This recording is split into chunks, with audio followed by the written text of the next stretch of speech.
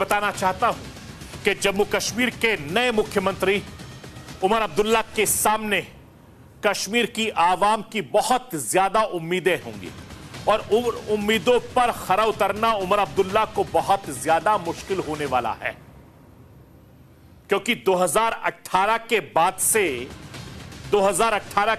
से जम्मू कश्मीर की आवाम की चुनी हुई सरकार नहीं है और तब से लेकर अब तक उपराज्यपाल की तरफ से महज इतनी सी कोशिश हुई है कि चीजें सिर्फ और सिर्फ सुचारू रूप से चलती रही और कानून व्यवस्था जम्मू कश्मीर में बरकरार रही।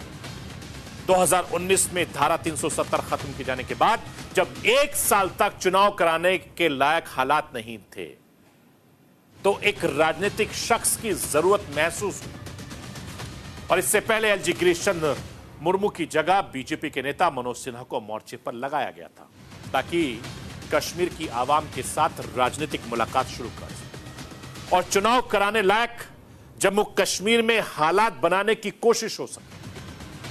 तब भी चुनाव कराने की 2 बड़ी बाधाएं जम्मू कश्मीर में सामने आ रही।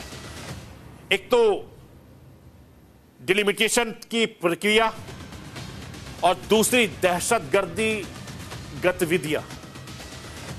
लोकसभा चुनाव में जम्मू कश्मीर में लोगों में बहुत जोश था, विधानसभा की राह आसान कर दी और अब नतीजे सबके सामने हैं।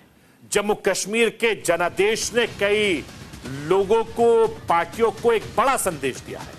इस संदेश में सबसे बड़ा संदेश भारतीय जनता पार्टी को दिया है। वो संदेश क्या है, मैं राष्ट्र की आवाज के जरिए आपको बताना, दिखाना, समझाना चाहता हूं। लाइए स्क्रीन पर वो भी। भारतीय जनता पार्टी को यह समझना होगा कि सिर्फ हिंदू इलाके में जीत से नहीं सत्ता नहीं मिलती।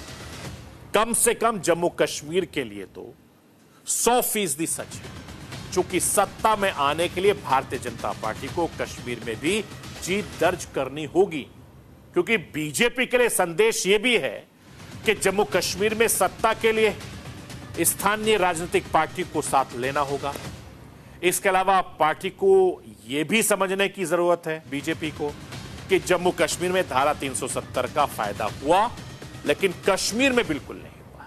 एक जरूरी संदेश यह भी है कि जो स्थानीय मुद्दे हैं कश्मीर के, उस पर फोकस करना जरूरी है।